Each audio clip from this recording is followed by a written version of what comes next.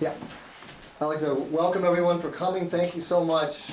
Thank you so much to Rabbi Marcus for coming, and everyone here, friends, and more people coming in the door. Okay. Oh, yes, and Rabbi Yaniv. Thank you very much for coming. See there. Okay, appreciate your ongoing support. I was just at his shul on yesterday.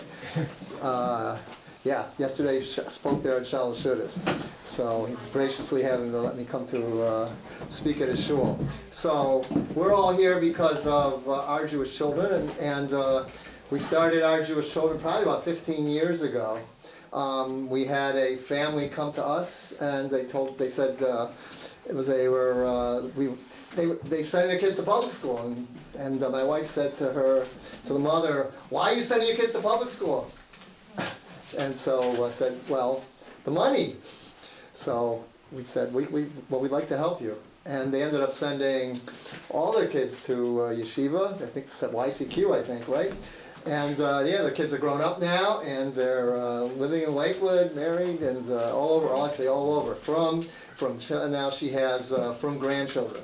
So this is just, so we used, that was like the impetus, and we decided eventually that YCQ told us to start, you can't, for tax reasons, you start an organization, and that way people can give donations. So that's what we did a long while ago. And more recently, of course, we've been working with Chazak, and then now with other organizations as well. So we've expanded nationwide. We're supporting this year 261 kids, and 69 yeshivas all over the country, all over, in Florida, Georgia, California, Denver, Chicago, pretty much all the major cities in the country, besides, of course, the New York metropolitan area. So we are. So that's why we're having you here tonight, because we extended ourselves so much that we need to pay for all these. We help all these kids. So what we do is we work with organizations like Chazak. Come on in, Yaakov. And we work with organizations like Chazak and other organizations that send us kids, and we come in our own and meet parents that we try to encourage to go to yeshiva. And so we just give a small part of their tuition, but we do it in a way so that's try to help them, to give them like the makeh b'patish, like the last hammer blow, the last thing that's going to push them over the edge to make the decision to go to yeshiva. They don't just get money from us. Obviously, tuitions are expensive. We only give $500 to $1,000 generally for a kid, though there are exceptions. Sometimes we give more. But these